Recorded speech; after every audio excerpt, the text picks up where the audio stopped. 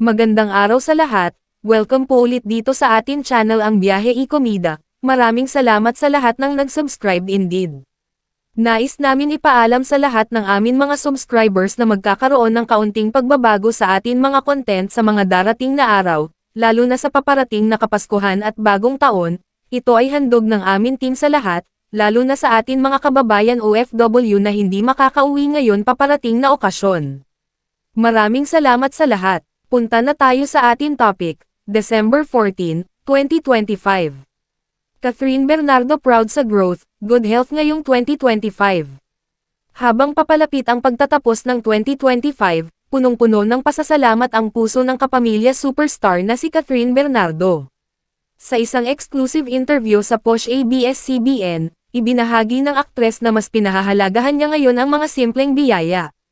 Ayon kay Catherine, marami siyang ipinagpapasalamat ngayong taon pero may dalawang bagay na talagang nangingibabaw. Kung may top 2, one would be growth siguro, say ng aktres. Paliwanag niya, I'm thankful for growth in all aspects and I got to experience that this year talaga. Like, it is more of a personal growth because it is such a beautiful thing, and iba yung fulfillment siguro kapag na-feel mo iyon personally. Bukod sa personal growth, binigyang diin din ng dalaga ang kahalagahan ng mabuting kalusugan.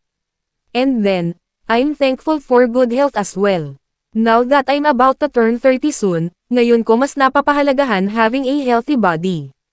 Ang dami mong pwede magawa because of good health and I'm just grateful for that, pagbabahagi niya. Patuloy niya, sana magtuloy-tuloy iyon in the coming years, not just next year and, mas marami pa tayong ipagpapasalamat sa susunod pang taon. Sa huli, iniwan ni Catherine ang isang mensaheng puno ng pagmamahal, pag-asa, at pasasalamat, ang mismong diwa ng Kapaskuhan. This year we would like to end this with a grateful heart, love, joy, hope, and lahat iyon naging possible dahil kasama namin kayo. Merry Christmas po, stay safe and enjoy this time with your family. Aniya. Sabay tayo, love, joy, hope. Sabay-sabay tayo sa dalawang gabi ng Love, Joy, Hope, the ABS-CBN Christmas Special 2025. Part 1 na po ngayong Sabado at Part 2 naman ngayong Linggo sa Kapamilya Channel sa Cable TV, Kapamilya Online Live at sa YouTube at Facebook, A to Z and I1. Maligayang Pasko po sa inyong lahat and enjoy the show. E-follow ang Instagram ng ABS-CBN.